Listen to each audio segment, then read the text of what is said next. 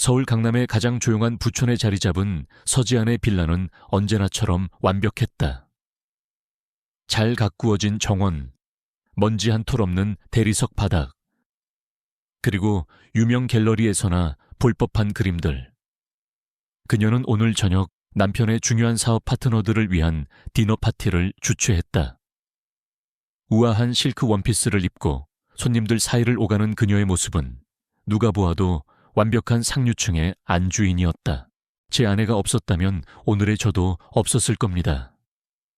남편인 최민주는 매력적인 미소와 함께 지안의 어깨를 감싸며 말했다.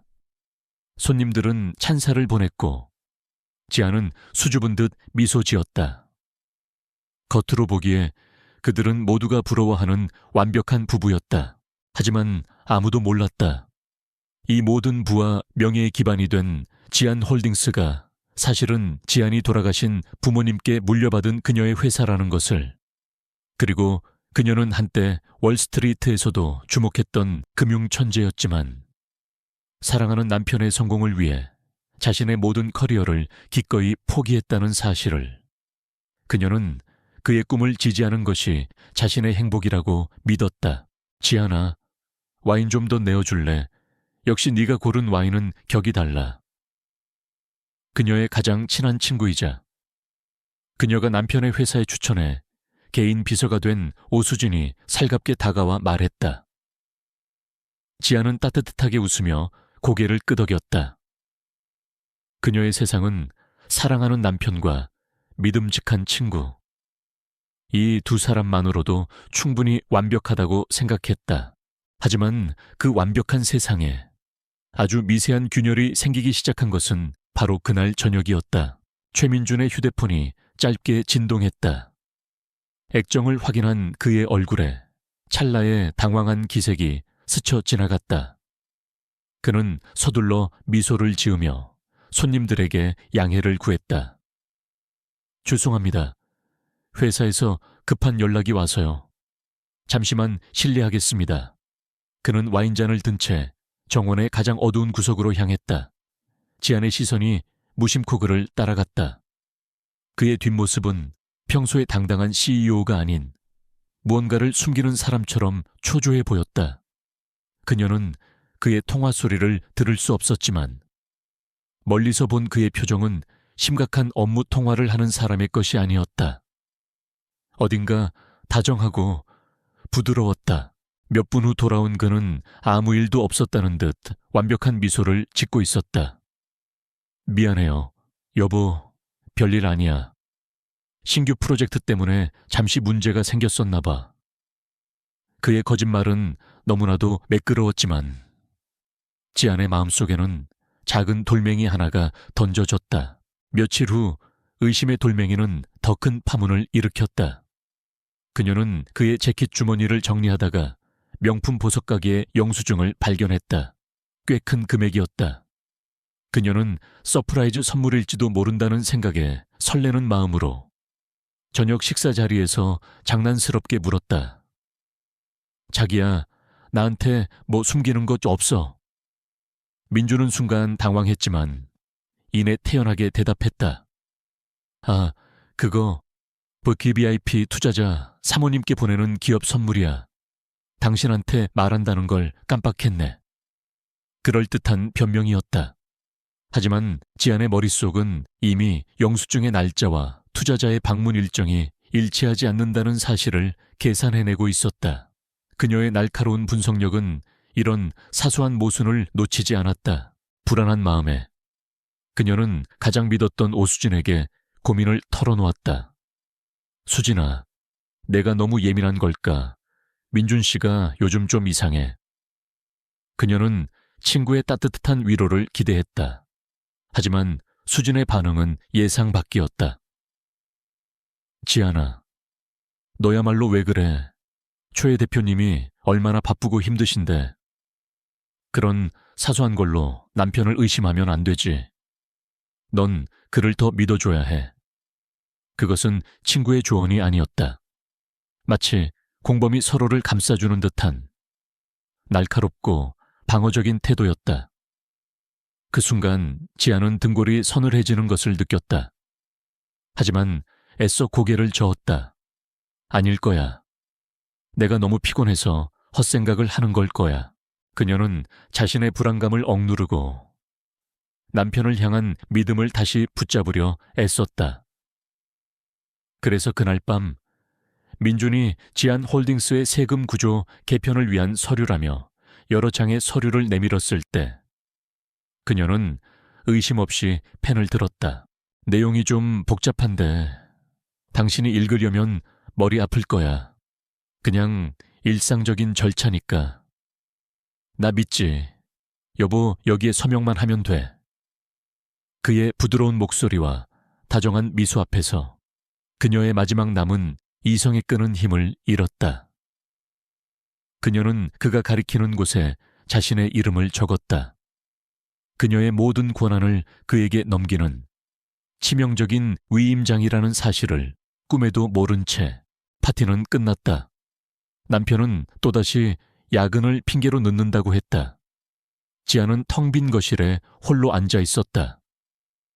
완벽하게 정돈된 화려한 집은 이제 차가운 감옥처럼 느껴졌다. 벽에 걸린 두 사람의 행복한 결혼 사진이 그녀를 비웃는 듯했다.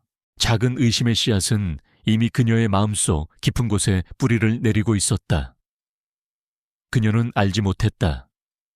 그 씨앗이 곧 그녀의 세상을 송두리째 파괴할 거대한 폭풍의 전조라는 것을. 완벽했던 그녀의 세계는 소리 없이 무너져 내리고 있었다.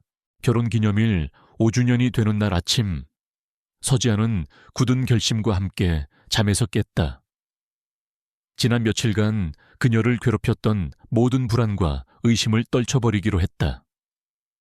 어쩌면 모든 것이 정말로 바쁜 남편에 대한 자신의 예민함 때문일지도 모른다. 그녀는 오늘을 두 사람의 관계를 회복하는 전환점으로 만들기로 마음먹었다. 그녀는 최민준이 가장 좋아하는 해물스튜로 아침 식사를 준비했고 그가 언젠가 갖고 싶다고 흘리듯 말했던 빈티지 손목시계를 선물로 준비했다. 그리고 그가 처음 프로포즈했던 레스토랑에 저녁 예약을 했다. 완벽한 하루가 될 터였다. 최민준의 연기는 그 어느 때보다도 완벽했다. 아침에 그는 커다란 장미 꽃다발과 함께 달콤한 카드를 보내왔다. 낮에는 다정한 목소리로 전화를 걸어 오늘 저녁을 위해 모든 약속을 취소했으며 칼같이 퇴근하겠다고 약속했다. 그의 완벽한 위선은 마지막 순간까지 그녀를 의심의 여지 없는 행복 속에 가둬두기 위한 잔인한 장치였다. 지아는 설레는 마음으로 오수진에게 자신의 계획을 이야기했다. 수진은 마치 자신의 일처럼 기뻐하며 그녀가 입을 드레스를 골라주기까지 했다.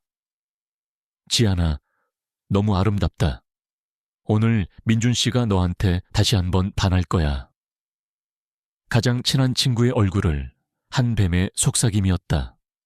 수진은 오늘 밤 자신의 친구에게 어떤 지옥이 펼쳐질지 정확히 알고 있었다. 저녁이 되었다. 지아는 가장 아름다운 드레스를 입고 약속 장소인 레스토랑에 앉아 있었다. 1시간이 지나고 2시간이 지났다. 최민준은 나타나지 않았다. 그의 전화기는 꺼져 있었다. 로맨틱한 희망은 초조한 걱정으로 그리고 이내 싸늘한 불안감으로 변해갔다. 주변 테이블에서 들려오는 동정 어린 시선이 그녀의 심장을 비수처럼 찔렀다. 그때 그녀의 휴대폰이 짧게 진동했다. 남편이 아니었다. 발신자 표시 제한, 낯선 번호로부터 온 한 통의 문자. 거기에는 서울 외곽의 외딴 고급 빌라 주소와 함께 잔인한 한 문장이 적혀 있었다. 남편의 결혼기념일 서프라이즈는 여기에 있어. 끔찍한 예감에 이끌려 지아는 택시를 잡아타고 문제 적힌 주소로 향했다. 그곳은 칠흑 같은 어둠 속에 고립된 성체처럼 서 있는 호화로운 개인 별장이었다. 그녀는 홀린 듯 살짝 열려있는 뒤쪽 정문으로 들어섰다. 그리고 그녀는 보았다. 그녀의 세상을 산산조각 낼 그 장면을. 거대한 통유리창 너머 따뜻한 불빛이 흘러나오는 거실에서 최민주는 오수진과 함께 있었다. 그들은 샴페인을 마시며 웃고 있었고 서로를 뜨겁게 끌어안고 있었다. 그녀가 영수증에서 보았던 그 다이아몬드 목걸이가 수진의 목에서 교활하게 반짝이고 있었다. 지아는 정원의 덤불 뒤에 주저앉았다. 온몸이 배신감으로 얼어붙어 비명조차 지를 수 없었다. 그녀는 당장이라도 뛰어들어가 모든 것을 부셔버리고 싶었다. 하지만 그들의 대화가 그녀의 발을 그 자리에 못 박아 버렸다. 준비는 다 됐어. 수진이 만족스러운 표정으로 물었다. 완벽하지. 민준의 목소리는 탐욕스러운 승리감으로 가득 차 있었다. 지난주에 그 멍청한 마누라가 서명한 위임장으로 모든 권한은 이제 내 손에 있어. 내일 아침 긴급 이사회를 소집해서 서지안이 회사 돈을 횡령했다고 터뜨릴 거야. 그리고 지안홀딩스의 모든 자산을 우리가 만든 유령 회사로 빼돌리면 끝이야. 그 바보 같은 여자가 무슨 일이 일어났는지 깨달았을 땐 이미 빈털터리 범죄자가 되어 있겠지. 지안이는 걔는 어떡하게 수진의 얼굴에 잔인한 미소가 어렸다. 걔 길바닥에 내쫓아야지. 자기 회사, 자기 이름, 나한테 모든 걸 다 줬잖아. 이제 더 이상 줄 것도 없는 여자야. 이용 가치가 끝났지. 그 순간 지안의 세상은 의미 없는 굉음과 함께 무너져 내렸다. 육체적인 배신의 아픔은 차갑고 계산적인 그들의 잔인함에 비하면 아무것도 아니었다. 그들은 그녀의 사랑을 배신한 것을 넘어 그녀의 존재 자체를 파괴하려 하고 있었다. 그녀는 소리 없이 유령처럼 그곳을 빠져나왔다. 머릿속은 공포로 하얗게 비어 있었다. 그녀는 비에 젖은 채 목적 없이 밤거리를 헤맸다. 그녀가 평생을 바쳐 쌓아 올린 완벽한 세계. 그녀가 목숨처럼 여겼던 사랑. 그녀가 아낌없이 주었던 신뢰. 모든 것이 거짓이었다. 어느 외진 골목길에 이르러 그녀는 마침내 무릎을 꿇었다. 차가운 빗물이 그녀의 뜨거운 눈물과 뒤섞여 얼굴을 타고 흘러내렸다. 그녀의 완벽했던 세상은 단순히 금이 간 것이 아니었다. 완전히 흔적도 없이 파괴되었다. 지옥 같은 밤이 지나고 서지아는 허름한 모텔의 낯선 침대에서 눈을 떴다.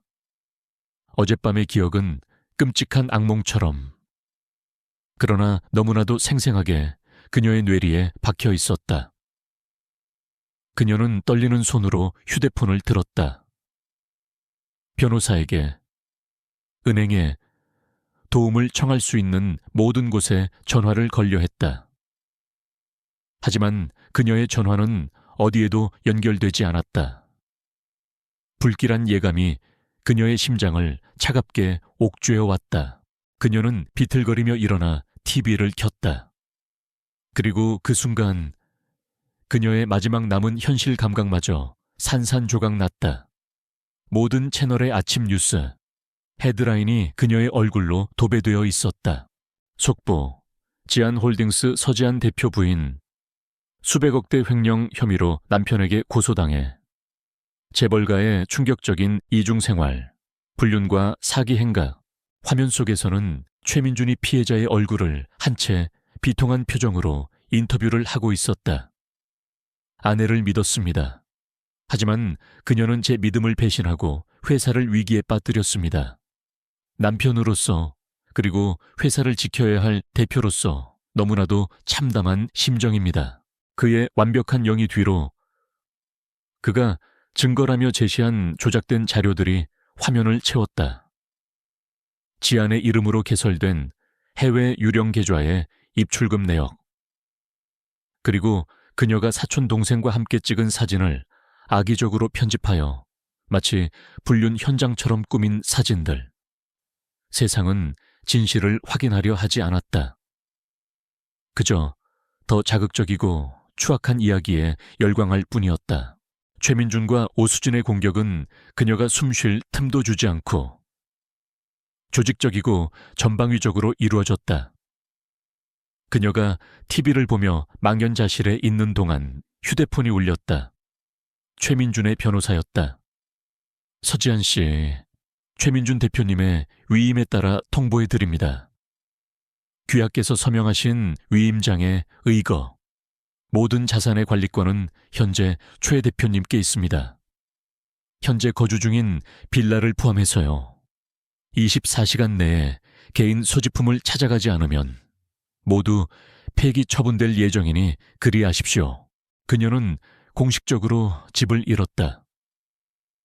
지갑에 남은 몇 푼의 현금을 들고 은행 ATM기로 달려갔지만 화면에는 계좌 동결이라는 차가운 메시지만이 떠 있었다. 그녀는 한순간에 빈털터리가 되었다. 휴대폰은 쉴 새 없이 울려댔다. 하지만 그 어떤 것도 위로의 메시지는 아니었다. 익명의 네티즌들이 보내는 저주와 욕설, 집요하게 연락해오는 기자들, 그리고 어제까지 그녀의 친구였던 상류층 지인들의 차가운 절교 통보. 그들은 마치 전염병 환자를 피하듯 스캔들에 휘말린 그녀와 서둘러 거리를 두었다. 완벽한 고립, 이것이 그들이 원하는 것이었다. 마지막 지푸라기라도 잡는 심정으로 그녀는 자신의 회사 지안홀딩스로 향했다. 그곳은 아버지의 피와 땀이 서린 그녀의 모든 것이었다. 하지만 로비의 보안 요원들은 그녀를 막아섰다. 죄송합니다. 사모님, 대표님의 지시가 있으셔서 들어오실 수 없습니다. 자신의 회사에서 자신의 직원들에게 출입을 거부당하는 굴욕. 바로 그때 엘리베이터 문이 열리며 최민준과 오수진이 나란히 걸어 나왔다. 마치 이 순간을 기다렸다는 듯이 그들은 이제 이 회사의 새로운 주인이었다. 오수진은 머리부터 발끝까지 지안이 아끼던 명품 브랜드의 옷과 가방으로 치장하고 있었다. 그녀는 지안의 옷을 입고 지안의 인생을 살고 있었다. 최민준은 경멸과 동정이 뒤섞인 눈으로 그녀를 내려다보았다. 서지안, 여기서 소란 피우지 말고 경찰서에 가서 자수나 하는 게 어때? 오수진은 한술 더 떴다. 그녀는 걱정하는 친구의 가면을 쓴 채 가증스러운 눈물을 글썽였다. 지안아, 민준 씨가 널 위해 얼마나 애썼는데 어떻게 이럴 수가 있어. 난 정말 너한테 너무 실망했어. 그들의 승리에 찬 얼굴, 일말의 죄책감도 없는 그 뻔뻔함 앞에서 지안의 슬픔은 차가운 분노로 변해갔다. 하지만 지금 그녀는 아무런 힘도 없었다. 결국 그녀는 보안 요원들에게 질질 끌려 자신의 회사에서 짐승처럼 쫓겨났다. 그날 오후 서지안은 서울의 거리를 정처 없이 헤맸다. 한때 그녀의 놀이터였던 이 화려한 도시는 이제 그녀를 향해 손가락질하는 거대하고 적대적인 공간이 되어 있었다. 상점의 쇼윈도마다, 버스의 광고판마다 그녀를 비난하는 뉴스가 흘러나왔다. 사람들은 그녀를 알아보고 수군거렸다. 남편을 잃었다. 가장 친한 친구를 잃었다. 집과 돈, 그리고 자신의 이름까지 모두 잃었다. 그녀에게는 아무것도 남지 않았다. 어느덧 그녀의 발걸음은 한강 다리 위에 멈춰 서 있었다. 그녀는 난간에 기대어 어둡고 깊은 강물을 내려다보았다. 차가운 강물이 그녀를 유혹하는 듯했다. 이 모든 고통과 굴욕을 단번에 끝낼 수 있다고. 여기서 뛰어내리면 모든 것이 끝나지 않을까. 그녀의 세상은 완전히 파괴되었다. 더 이상 살아갈 이유도 희망도 없었다. 그녀는 눈을 감았다.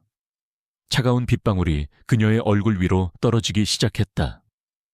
그녀의 인생은 그렇게 가장 어둡고 차가운 절망의 심연 속으로 가라앉고 있었다. 한강 다리 위의 공기는 축축하고 차가웠다. 서지아는 쏟아지는 비를 온몸으로 맞으며 검고 깊은 강물을 내려다보고 있었다. 도시의 불빛들이 강물 위에서 부서지며 마치 그녀의 산산조각난 인생을 조롱하는 듯했다. 더 이상 버틸 힘이 없었다. 그녀는 난간을 향해 위태롭게 한 걸음 다가섰다. 바로 그 순간 날카로운 타이어 마찰음이 빗소리를 찢고 들려왔다. 번쩍이는 헤드라이트 불빛과 함께 육중한 검은색 마이바흐 한 대가 그녀의 바로 옆에 멈춰 섰다. 뒷문이 열리고 완벽하게 재단된 검은색 코트를 입은 한 남자가 커다란 우산을 든 채 내렸다. 그는 성큼성큼 다가와 비를 맞고 있는 그녀의 머리 위로 우산을 받쳐주었다. 낯선 최고급 향수 냄새가 빗물 냄새와 뒤섞여 코끝을 스쳤다. 지안이, 서지안 맞니? 믿을 수 없다는 듯. 떨림과 그리움이 뒤섞인 깊은 저음의 목소리.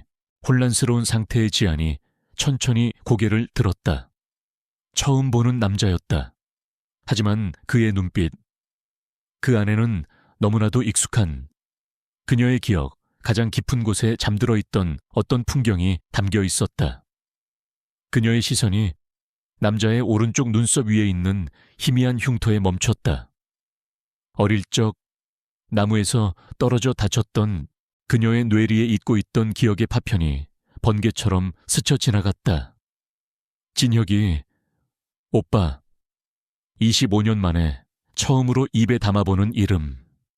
부모님과 함께 교통사고로 죽었다고 믿었던 단 하나뿐인 오빠의 이름이었다. 남자의 눈에 뜨거운 눈물이 차올랐다. 그는 그녀를 부서질 듯 끌어안았다.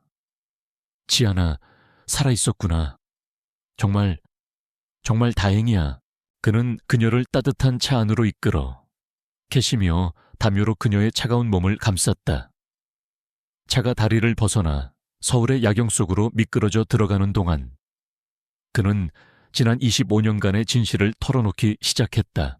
그는 사고가 나던 날 부모님과 함께 채 타지 않았다. 미국의 여름 캠프에 막 도착한 직후였다. 부모님이 돌아가신 후 유산을 노린 탐욕스러운 작은 아버지는 그를 걸림돌으로 여겼다. 그들은 10살짜리 진혁에게 여동생을 포함한 모든 가족이 사고로 죽었다고 거짓말을 했다. 그리고 그를 미국에 버려두었다.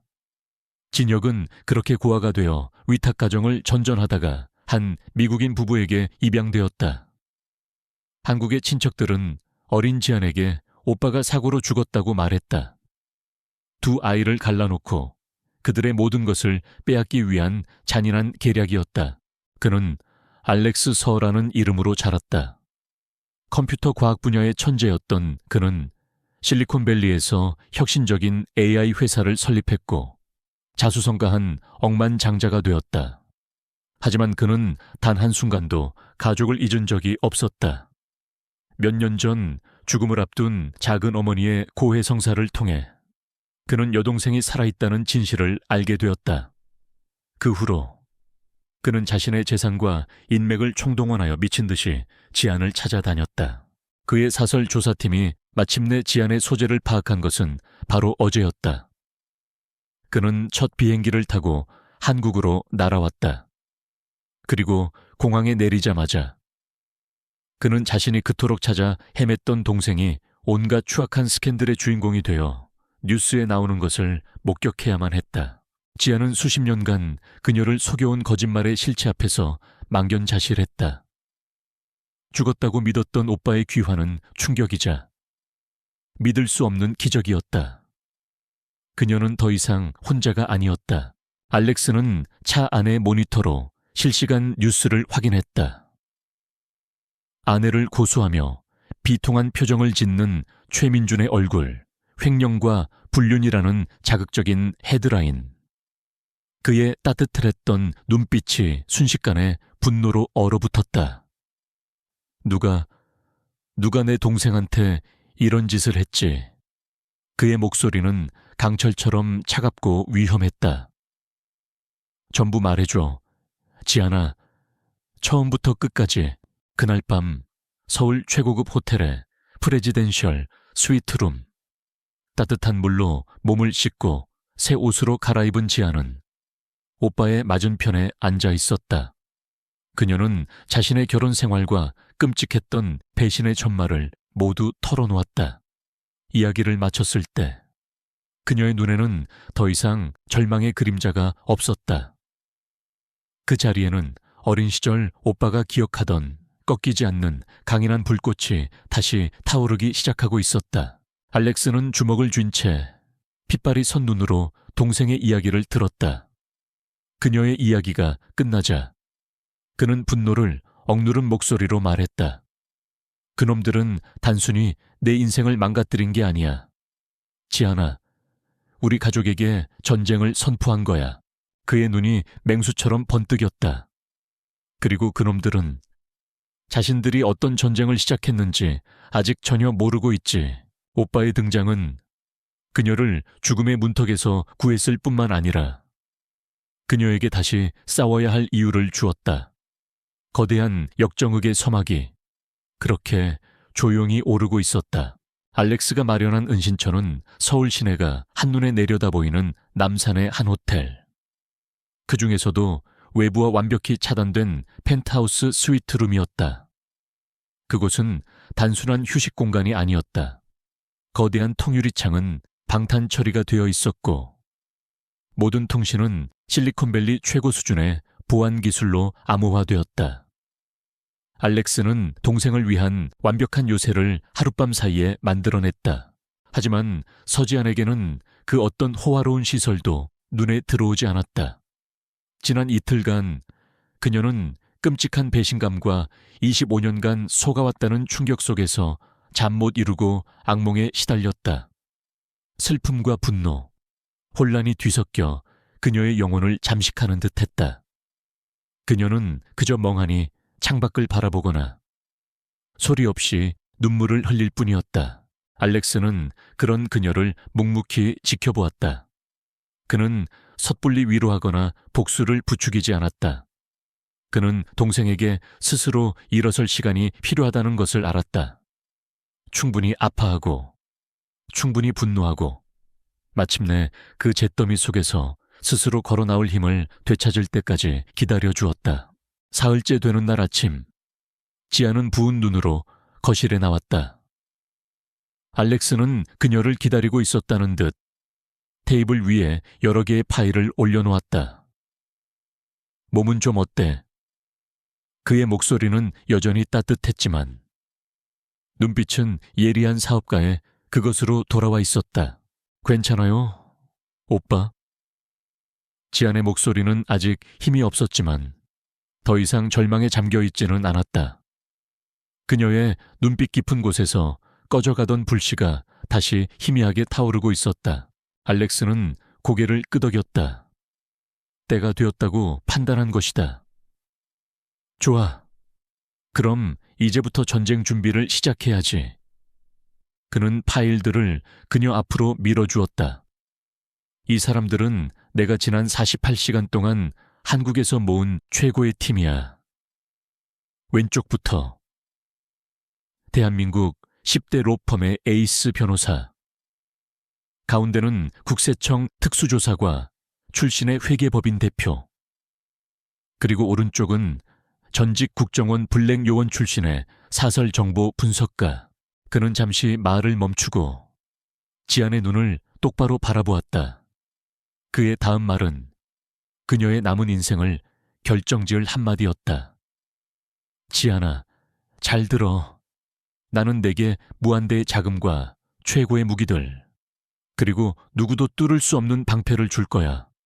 하지만 이 전쟁을 지휘할 총사령관은 네가 되어야 해. 이건 내 복수가 아니라 네 복수니까 네 손으로 직접 빼앗긴 모든 것을 되찾아야 해. 그것은 단순한 격려가 아니었다. 그녀 안에 잠들어 있던 전사를 깨우는 주문이었다. 그는 그녀를 연약한 피해자로 남겨둘 생각이 없었다. 그녀가 스스로의 힘으로 일어서서 자신의 상처를 극복하고 적들을 심판하는 강인한 여왕이 되기를 바랐다.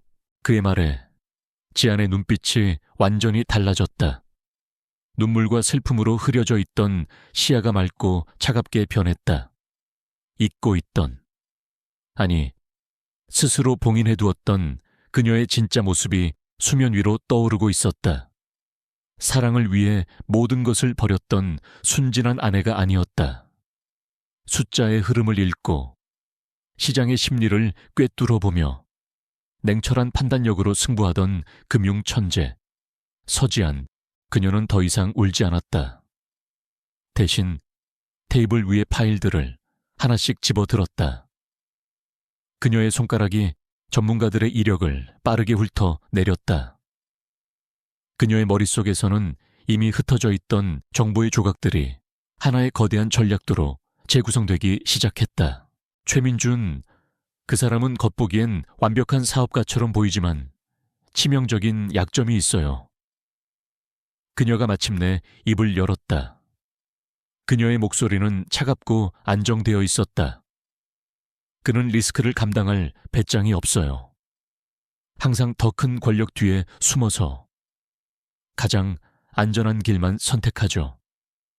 그리고 무엇보다 그는 오수진을 진심으로 사랑하지 않아요. 그저 이용하고 있을 뿐이지.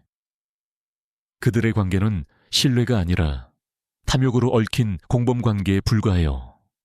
이 두 가지가 우리가 공략할 지점이에요. 알렉스의 입가에 희미한 미소가 번졌다. 그가 알던 어릴 적부터 그 누구보다도 똑똑하고 강인했던 동생이 돌아온 것이다. 그날 오후부터 펜트하우스 스위트룸은 거대한 전쟁 상황실로 변했다. 지아는 슬픔을 상징하던 드레스를 벗어 던지고 간편한 셔츠와 바지로 갈아입었다. 거실 중앙에는 거대한 화이트보드가 설치되었다. 그녀는 보드 앞에 서서 최민준과 오수진이 세운 유령 회사들의 관계도를 거침없이 그려나갔다. 그녀의 기억 속에 저장되어 있던 남편의 서재에서 무심코 보았던 수많은 서류들과 재무제표들이 완벽하게 복원되고 있었다. 그녀는 더 이상 배신당한 아내가 아니었다. 적의 모든 것을 분석하고 약점을 파고드는 냉혹한 전략가였다. 그녀의 눈은 복수심으로 불타고 있었지만 머리는 얼음처럼 차가웠다. 그녀는 전문가들에게 첫 번째 지시를 내렸다. 변호사님은 최민준이 제 서명을 위조하거나 법적 절차를 위반한 증거를 찾아주세요. 회계사님은 지안홀딩스의 최근 1년간의 모든 자금 흐름을 역추적해서 최민준과 오수진이 빼돌린 자금의 종착지를 찾아주시고요. 그리고 분석가님은 그 두 사람의 모든 뒷조사를 해주세요. 사소한 습관, 숨겨진 약점, 그 무엇이든 좋습니다. 그녀의 지시는 명확하고 단호했다. 전문가들은 잠시 놀란 표정이었지만 이내 그녀의 카리스마에 압도당해 일사불란하게 움직이기 시작했다. 화려한 검이 다시 벼려지고 있었다. 슬픔의 눈물로 담금질되고 배신의 분노로 벼려진 복수의 칼날. 이제 그 칼날을 쥔 여왕은 자신의 왕국을 되찾기 위한 첫 번째 발걸음을 내디딜 준비를 마쳤다. 서지안에 보이지 않는 전쟁은 소리 없이, 그러나 치밀하게 시작되었다. 그녀가 지휘하는 펜트하우스의 작전 상황실은 잠들지 않는 요새였다. 거실의 화이트보드는 최민준과 오수진이 구축한 부패의 왕국을 해부하는 지도가 되었고 수십 개의 모니터는 그들의 돈과 권력이 흐르는 모든 길목을 감시했다. 잠과 식사도 잊은 채 지아는 복수의 화신이 되어갔다. 그녀를 움직이는 것은 더 이상 슬픔이 아니었다. 차갑게 타오르는 분노, 그리고 반드시 되찾아야 할 부모님의 유산과 자신의 명예에 대한 강렬한 책임감이었다. 최민준 대표의 방식은 생각보다 더 교활합니다. 국세청 출신의 강호철 회계사가 여러 개의 해외 법인 등기 서류를 가리키며 말했다. 단순한 횡령이 아닙니다. 케이맨 제도와 파남의 여러 겹의 유령 회사를 설립하고 가짜 용역 계약을 통해 정상적인 거래인 것처럼 자금을 세탁했습니다. 마치 여러 개의 댐을 만들어 물길을 돌리듯 돈의 흐름을 여러 갈래로 분산시켜 종착지를 알 수 없게 만들었습니다. 전직 국정원 요원 박선영 실장이 위성으로 추적한 사진들을 테이블 위에 펼쳐놓았다. 오수진은 최민준에게서 받은 돈으로 매주 청담동의 명품관과 갤러리를 드나들고 있습니다.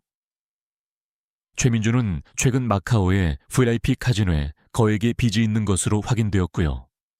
훔친 돈으로 각자의 탐욕을 채우고 있는 겁니다. 전문가들이 가져온 정보의 조각들은 지안의 머릿속에서 거대한 퍼즐로 맞춰지고 있었다. 그녀는 남편으로서의 최민준이 아닌 비즈니스 파트너이자 경쟁자로서의 최민준을 분석했다. 그의 투자 습관, 의사결정 패턴, 그리고 그가 숨기고 싶어 했던 약점들까지. 잠깐만요. 지안이 동남아시아에 위치한 한 페이퍼 컴퍼니의 서류를 집어들었다. 이 회사 이름, 라운 디벨롭먼트. 민준 씨가 몇 년 전에 베트남의 한 리조트 개발 사업에 투자할 기회가 있었는데 리스크가 너무 크다며 포기한 적이 있었어요. 하지만 그는 포기한 게 아니었어요. 우리 돈을 빼돌려 아무도 모르게 자신만의 왕국을 건설하고 있었던 거예요. 그녀의 기억력은 전문가들의 데이터 분석만으로는 찾아낼 수 없는 결정적인 연결고리를 찾아냈다. 그녀는 팀에게 돈의 흐름을 추적할 정확한 좌표를 찍어주었다. 며칠 밤낮으로 이어진 추적 끝에 그들은 마침내 최민준과 오수진의 진짜 목표를 알아냈다. 그것은 단순한 자금 횡령이 아니었다. 훨씬 더 악랄하고 거대한 음모였다. 그들은 지안홀딩스의 핵심 자산을 의도적으로 부실화시키고 있었다. 가짜 부채를 만들고 수익성이 높은 사업을 축소시켜 회사의 가치를 바닥까지 떨어뜨린 다음 경쟁사인 태영그룹에 헐값으로 매각하려는 계약을 비밀리에 추진하고 있었던 것이다. 그 대가로 그들은 태영그룹으로부터 천문학적인 뒷돈을 받기로 되어 있었다. 그것은 단순한 도둑질이 아니었다. 그녀의 부모님이 평생을 바쳐 이룩한 회사를, 그 유산을 통째로 없애버리려는 계획이었다. 개인적인 복수를 넘어 이제는 부모님의 명예를 지키기 위한 싸움이 되었다. 알렉스는 그런 동생의 모습을 묵묵히 지켜보며 지원했다. 그는 밤샘 작업으로 지친 그녀에게 따뜻한 수프를 가져다 주었고 그녀가 잠시라도 눈을 붙일 수 있도록 곁을 지켰다. 그는 그녀의 가장 든든한 아군이자 유일하게 기댈 수 있는 가족이었다. 그의 존재는 그녀가 복수라는 어두운 길에서 길을 잃지 않도록 붙잡아주는 등대와도 같았다. 한편 최민준과 오수진은 자신들의 승리를 자축하며 점점 더 오만하고 방심하고 있었다. 그들에게 서지아는 이미 사회적으로 매장당한 재기불능의 패배자일 뿐이었다. 그 여자, 지금쯤 어디서 울고 있으려나, 아니면 한강물이라도 차가운지 재보고 있으려나. 오수진이 와인잔을 부딪히며 교태 섞인 웃음을 흘렸다. 걱정 마. 이제 이사회만 통과하면 모든 게 우리 손에 들어와. 지안홀딩스는 역사 속으로 사라지고 우린 이 나라를 뜨는 거야. 최민준은 오수진의 어깨를 감싸 안으며 자신만만하게 말했다. 그들의 탐욕에 눈이 멀어 자신들을 옥죄어오는 보이지 않는 그물을 전혀 눈치채지 못하고 있었다. 그리고 마침내 작전실의 화이트보드는 최민준과 오수진이 짜놓은 거미줄 같은 비리의 네트워크로 가득 채워졌다. 모든 자금의 흐름과 음모의 경로가 한눈에 들어왔다. 지안은 더 이상 무너진 피해자가 아니었다. 적의 모든 것을 꿰뚫어 보는 지휘관의 모습으로 완성된 작전 지도 앞에 섰다. 그녀는 거미줄의 가장 핵심적인 지점, 모든 자금 세탁의 중심이 되는 한 유령 회사를 손가락으로 가리켰다. 여기. 그녀의 목소리는 얼음처럼 차갑고 단단했다. 첫 번째 칼은 바로 이곳에 꽂는 겁니다. 보이지 않는 전쟁은 끝났다. 이제부터는 피를 흘리는 진짜 전쟁의 시작이었다. 첫 번째 공격은 한 줄의 익명 제보 이메일로 시작되었다. 서지아는 그녀가 분석한 최민준의 자금, 세탁 네트워크의 가장 핵심적인 연결고리. 베리타스 개발이라는 유령 회사가 제주도에서 벌인 불법 부동산 거래에 대한 자료를 금융감독원에 투척했다. 그것은 전면전이 아니었다. 적의 심장부를 향해 날아가는 소리 없는 저격수의 총알 한 발이었다. 총알은 정확히 목표에 명중했다. 최민준은 지안홀딩스의 자산을 매각하기 위한 최종 계약을 논의하는 자리에서 변호사로부터 귓속말을 전해 들었다.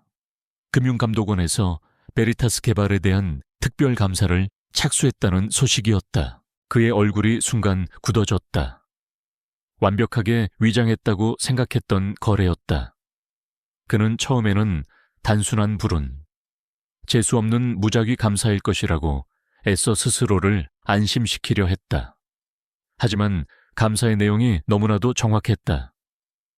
그들이 문제 삼고 있는 것은 전체 거래가 아닌 조작된 서류를 이용한 단 하나의 특정 거래였다. 누군가 모든 것을 알고 있었다. 데스누가 그의 머릿속이 복잡하게 돌아가기 시작했다. 내부의 배신자인가 아니면 거래 과정에서 앙심을 품은 놈인가. 그의 의심은 주변의 모든 사람을 향했지만 단 한 사람, 그가 산산조각 냈다고 믿는 서지안에게는 미치지 못했다. 이 예기치 못한 감사 때문에 그는 지안홀딩스의 자산 매각 계획을 일시적으로 보류할 수밖에 없었다. 모든 시간과 자원을 금감원의 감사를 막아내는데 쏟아부어야 했다. 변호사들을 닥달하고 정관계에 뿌려놓은 뇌물을 통해 압력을 행사하고 밤을 새워가며 추가적인 위조 서류를 만들어냈다. 지안의 첫 번째 목표는 완벽하게 달성되었다.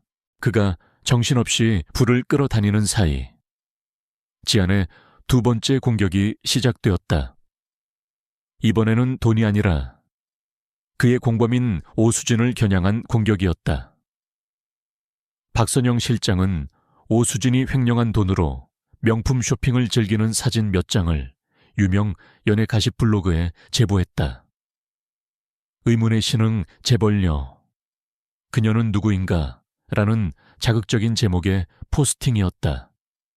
실명이 거론되지는 않았지만 재계 사람이라면 누구나 사진 속의 여자가 최민준의 새로운 여자라는 것을 알 수 있었다.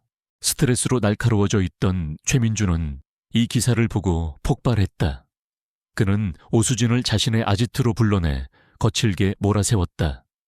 내가 조심하라고 몇 번을 말했어. 지금 이 판국에 명품 자랑질이나 하고 다녀. 우리 둘 다 잡혀 들어가고 싶어서 환장했어. 하지만 오수진도 만만치 않았다. 그녀는 이제 더 이상 최민준의 비서가 아니었다.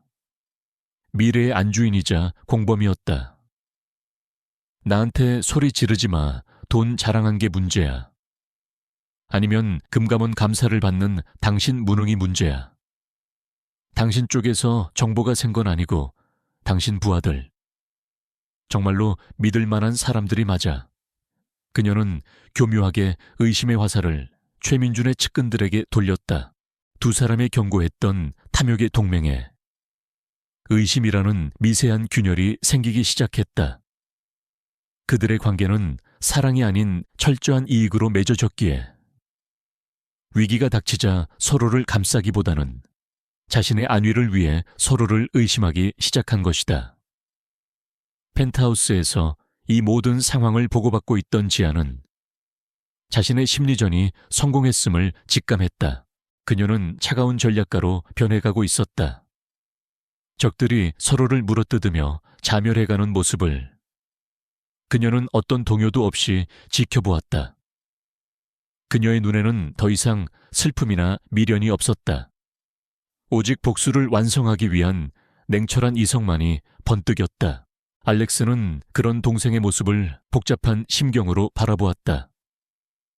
그녀가 강해지는 것이 자랑스러우면서도 복수라는 불길이 그녀 자신마저 삼켜버리지는 않을까 걱정되었다. 그는 말없이 그녀의 곁을 지켰다.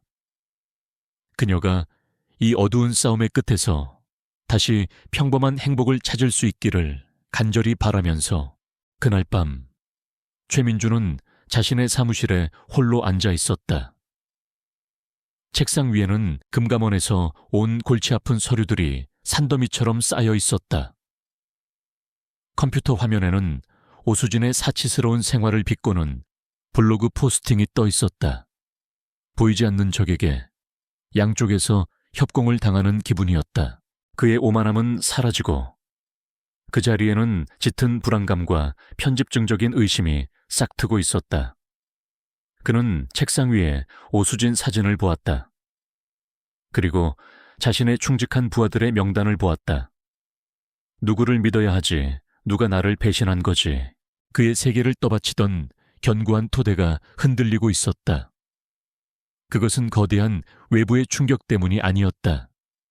그가 파괴했다고 믿었던 한 여자가 그의 마음속에 심어놓은 의심이라는 작은 씨앗 때문이었다. 그의 파멸은 그렇게 그의 내부에서부터 조용히 시작되고 있었다. 서지안이 심어놓은 의심의 씨앗은 최민준과 오수진의 관계를 안에서부터 좀먹기 시작했다. 금융감독원의 조사는 점점 더 포위망을 좁혀왔고 정체 모를 적의 공격은 그들의 숨통을 조였다. 극심한 압박감 속에서 그들의 탐욕은 이성을 마비시키고 가장 치명적인 실수를 저지르게 만들었다. 더 이상은 안 되겠어. 이대로 가다간 다 뺏기고 감옥에 가게 생겼다고 오수진이 초조하게 소리쳤다. 그녀의 얼굴에는 이전의 여유로운 미소 대신 탐욕과 공포가 뒤섞여 있었다. 당장 이사회 소집해서 자산 매각 승인받아. 돈 챙겨서 이 나라 뜨기 전까지는 한숨도 못 잘 것 같아. 최민준 역시 마찬가지였다. 그는 더 이상 이 보이지 않는 싸움을 계속할 자신이 없었다. 그는 오수진의 재촉에 넘어가 모든 것을 서두르기로 결심했다. 그들은 3일 뒤 긴급 이사회를 소집하여 지안홀딩스의 핵심 자산을 태영그룹에 매각하는 안건을 강행 처리하기로 했다. 그것은 지안이 예측하고 기다려왔던 파멸로 향하는 마지막 질주였다. 펜트하우스의 작전 상황실은 비상체제에 돌입했다. 시간은 단 72시간. 그 안에 최민준과 오수진의 범죄를 입증할 결정적인 스모킹 건을 찾아내야 했다. 작전팀은 밤낮없이 움직였다. 쫓고 쫓기는 숨막히는 시간과의 싸움이었다. 강호철 회계사는 밤을 새워가며 최민준이 서두르는 과정에서 남긴 돈의 흔적을 추적했다. 그리고 마침내 결정적인 증거를 찾아냈다. 최민준의 조급함은 그를 부주의하게 만들었다. 그는 평소라면 여러 단계를 거쳤을 자금 세탁 과정을 생략하고 태영그룹의 해외 계좌에서 오수진이 직접 관리하는 유령 회사로 거액의 계약금이 송금된 내역을 그대로 남기고 말았다. 그것은 자산 매각의 대가로 받은 불법 리베이트라는 빼도 박도 못할 증거였다. 같은 시각 박선영 실장은 최민준의 법무팀에서 일하는 한 젊은 변호사에게 접촉했다. 그는 이번 불법 매각 계약에 깊이 관여한 인물이었지만 금감원의 조사가 시작되자 모든 죄를 뒤집었을까봐 두려움에 떨고 있었다. 박 실장은 국정원 시절에 전문적인 심리전 기술을 이용해 그를 회유했다. 결국 젊은 변호사는 면책을 조건으로 최민준이 태영그룹과 맺은 이면 계약서의 원본과 그들의 모든 대화가 담긴 녹취 파일을 넘기기로 약속했다. 모든 정보는 지휘관인 서지안에게로 모였다. 그녀는 쏟아지는 정보들 속에서 적의 숨통을 끊을 가장 날카로운 비수를 골라내고 연마했다. 그녀는 단순히 증거를 모으는 것을 넘어 이사회의 모든 이사들과 언론 앞에서 그들의 죄를 가장 극적이고 효과적으로 폭로할 완벽한 시나리오를 구상했다. 작전 개시 전날 밤, 지아는 잠시 일을 멈추고 부모님의 사진이 담긴 낡은 앨범을 꺼내보았다. 환하게 웃고 있는 부모님의 얼굴, 자신을 구하기 위해 목숨을 던졌던 아버지와 늘 따뜻하게 그녀를 안아주었던 어머니. 그녀는 복수만을 위해 싸우는 것이 아니었다. 부모님이 남겨주신 소중한 유산과 그들의 명예를 지키기 위해 싸우는 것이었다. 그녀의 눈빛이 더욱 단단해졌다. 알렉스는 그런 동생의 곁을 조용히 지켰다. 그는 자신의 막대한 부와 영향력을 이용해 지안홀딩스의 소액주주들의 의결권을 대거 위임받았다. 내일 열릴 이사회에 그가 주주의 자격으로 합법적으로 참석하기 위한 포석이었다. 마침내 운명의 날 아침이 밝았다. 지아는 펜트하우스의 거대한 거울 앞에 섰다. 거울 속에는 더 이상 연약한 주부의 모습은 없었다.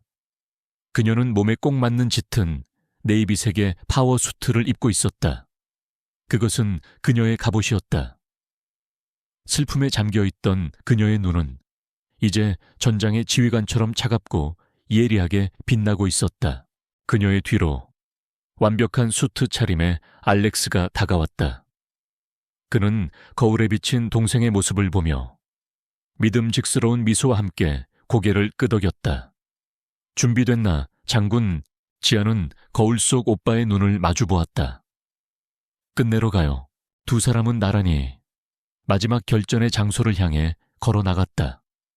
모든 덫은 설치되었고 독사들은 이제 스스로 덫 안으로 걸어 들어올 일만 남아 있었다. 지안홀딩스의 긴급 이사회 회의실. 공기는 금방이라도 터져버릴 듯 팽팽했다.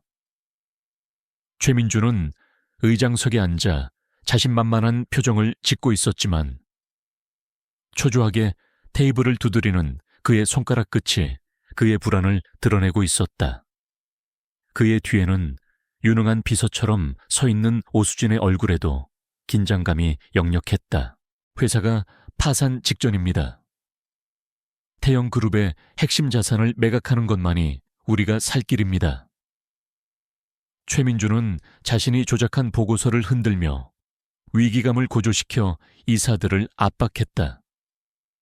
아버지 시절부터 회사를 지켜온 원로 이사들이 반대했지만 그가 새로 임명한 젊은 이사들은 그의 편에 서서 조속한 표결을 외쳤다. 더 이상 시간을 끌 수 없습니다. 지금 당장 자산 매각 안건에 대한 표결을 시작하겠습니다. 최민준이 의사봉을 들어 올리려는 바로 그 순간이었다.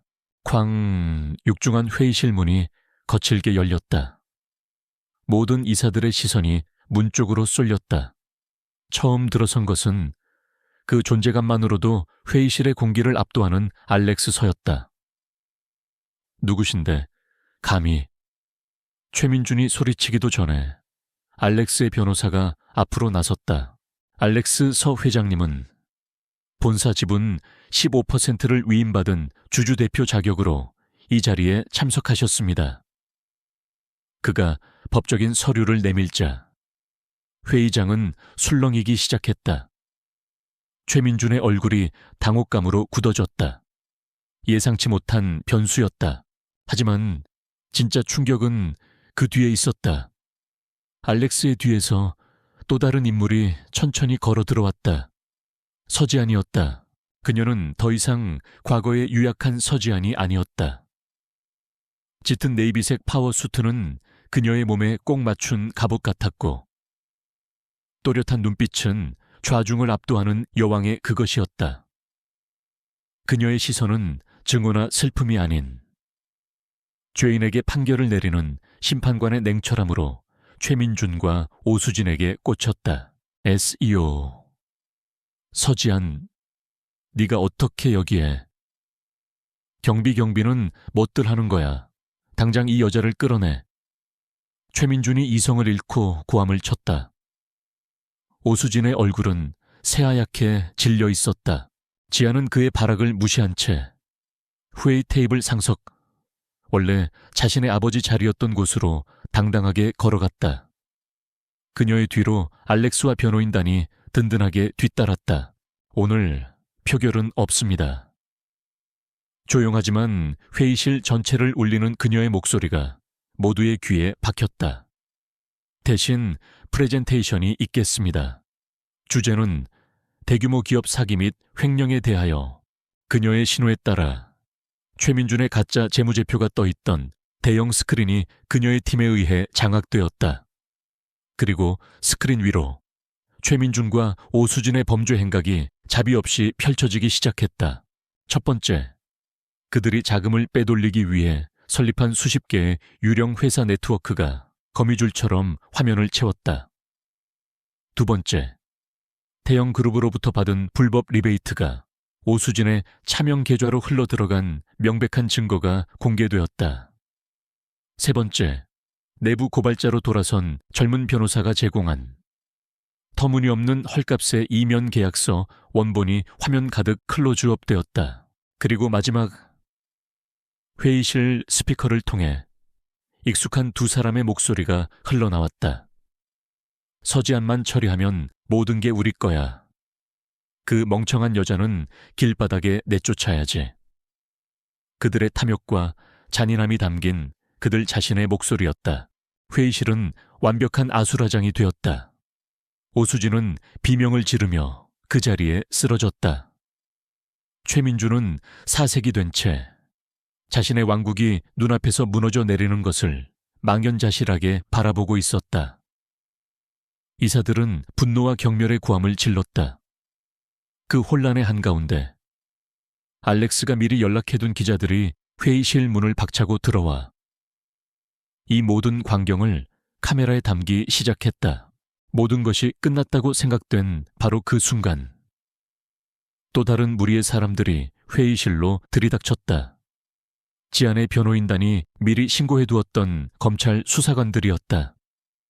그들은 놀란 이사들 사이를 지나 승리에 찬 알렉스의 곁을 지나 곧장 테이블 상석으로 향했다. 최민준 씨, 오수진 씨, 특정 경제범죄, 가중처벌 등에 관한 법률 위반, 업무상 배임 및 횡령 혐의로 두 사람을 긴급 체포합니다. 수사관들이 그들의 손에 차가운 수갑을 채웠다. 마지막 순간 최민준의 눈이 지안의 눈과 마주쳤다. 그의 눈에는 파멸과 불신만이 가득했다. 하지만 그녀의 눈에는 기쁨도 증오도 없었다. 오직 차갑고도 완전한 정의의 끝만이 담겨 있을 뿐이었다. 여왕은 자신의 성을 되찾았고 성 안에 숨어있던 독사들을 심판했다. 심판의 날은 그렇게 막을 내렸다. 심판의 날이 지나간 후 세상은 서지안을 중심으로 다시 재편되기 시작했다. 지안홀딩스 게이트는 연일 뉴스의 헤드라인을 장식했다. 최민준과 오수진의 추악한 범죄 행각이 낱낱이 드러날수록 대중의 분노는 커져갔고 동시에 모든 것을 이겨낸 서지안을 향한 응원과 찬사가 쏟아졌다. 한때 비련의 여주인공이자 파렴치한 범죄자로 낙인 찍혔던 그녀는 이제 자신의 왕국을 되찾은 강인하고 현명한 여왕으로 재평가받았다. 첫 번째 과제는 무너진 회사를 바로 세우는 것이었다. 긴급 주주총회가 정식으로 소집되었다. 알렉스가 확보한 막대한 지분과 아버지 시절부터 회사를 지켜온 원로 이사들의 압도적인 지지 속에 서지안은 만장일치로 지안홀딩스의 정식 회장으로 추대되었다. 그녀가 아버지가 앉았던 그리고 최민준이 더럽혔던 회장석에 앉는 순간 회의장에서는 우레와 같은 박수가 터져 나왔다. 그녀는 단순히 유산을 물려받은 상속자가 아니었다. 스스로의 힘으로 왕좌를 되찾은 정복자였다. 하지만 진짜 전쟁은 그때부터 시작이었다. 최민준이 남긴 상처는 생각보다 깊었다. 회사는 부실 채권과 이행 불가능한 계약들로 부도 직전의 상태였다. 그러나 지아는 좌절하지 않았다. 그녀는 복수를 위해 모았던 최고의 전문가 팀을 이제는 회사를 재건하기 위한 핵심 브레인으로 삼았다. 그녀는 더 이상 펜트하우스의 작전실에 숨어 있지 않았다.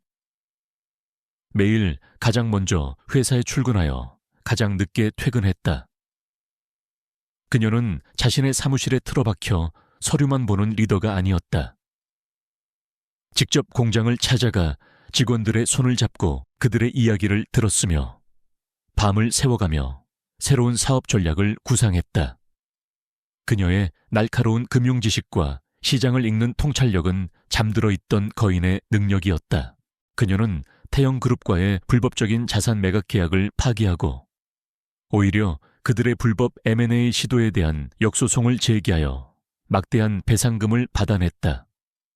그녀는 최민준이 빼돌린 자산을 회수하기 위해 국제소송도 마다하지 않았고 몇 달간의 끈질긴 추적 끝에 대부분의 자산을 되찾아오는 데 성공했다.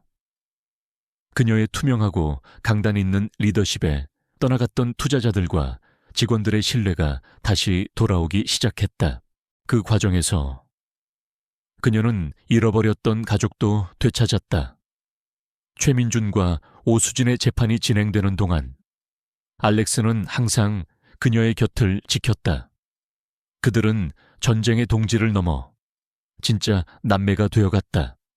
함께 부모님의 묘소를 찾아가 잃어버린 25년의 세월에 대해 눈물 흘렸고 어릴 적의 추억을 이야기하며 서로의 상처를 보듬었다.